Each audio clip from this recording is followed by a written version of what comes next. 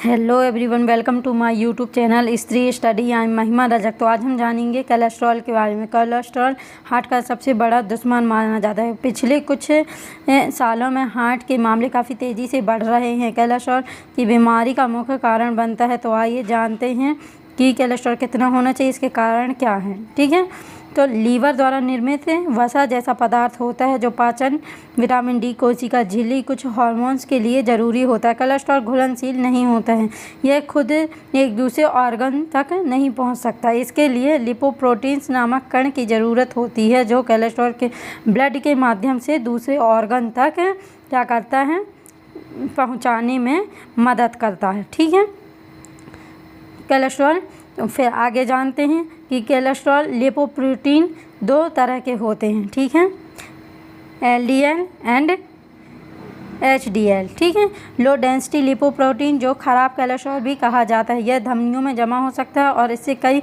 स्वास्थ्य समस्याएं हो सकती हैं जो जैसे स्ट्रोक, हार्ट अटैक जैसी। ठीक है, किसे बोलते हैं? LDL को, खराब कोलेस्ट्रॉल। ठीक है, HDL हाई डेंसिटी लिपोप्रोटीन जो कि अच्छा कोलेस्ट्रॉल भी कहा जाता है, यह कोलेस्ट्रॉल को लीवर में वापस लौटाने में क्या करता है, मदद करता है, जिससे कोलेस्ट्रॉल को हटाया जाता है। ठीक है, अब आगे जानते हैं कोलेस्ट्रॉल बढ़ने के लक्षण क्या हैं। ठीक है, तो सबसे पहला तो ये है कि वेट का बढ़ना, लगातार वजन का बढ़ जाना कोलेस्ट्रॉल का लक्षण होता है। शरीर में वजन के समान अचानक से मोटापा बढ़ जाता तो कोलेस्ट्रॉल का खतरा ज़्यादा होता है। ठीक है, तो सबसे मेन रीज़न क्या हो गया, वज़न का बढ़ना। ठीक है, नेक्स्ट पे चलते हैं। पैरों में लगातार दर्द। ठीक है, ज़्यादा पसीना आना, सीने में दर्द होना, मांसपेशियों में जकड़न। कोलेस्ट्रॉल लेवल कितना होना चाहिए, तो शरीर के लिपिड प्रोफाइल टेस्ट कोलेस्ट्रॉल की जाँच की जाती है। किससे की जाती है? लिपिड प्रोफाइल टेस्ट है। ठीक है, अगर आपका LDL लो डेंसिटी प्रोटीन या बैड कोलेस्ट्रॉल लेवल 100 से कम हो तो आपको परेशानी से बाहर है। ठीक है,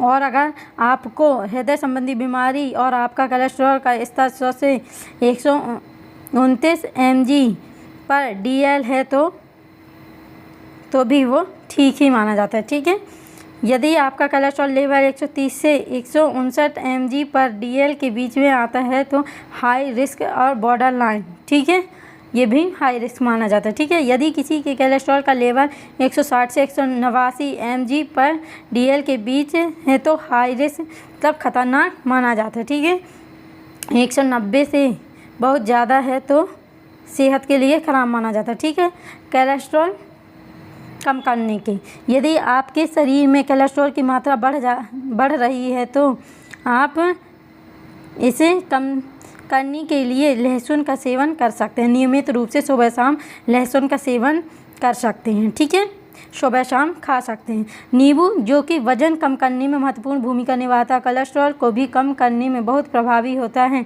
यदि आप कोलेस्ट्रॉल को कम करना चाहते हैं तो रोज़ाना खाली पेट नींबू का सेवन कर सकते हैं। ठीक है, मेथी में मौजूद कुछ गुण आपके कोलेस्ट्रॉल लेवल को भी कम करते हैं, साथ ही ये आपके वेट लॉस में भी फ़ायदेमंद होते हैं, इसलिए आप मेथी का नियमित रूप से सेवन कर सकते हैं। ठीक है, मछली का तेल मौजूद है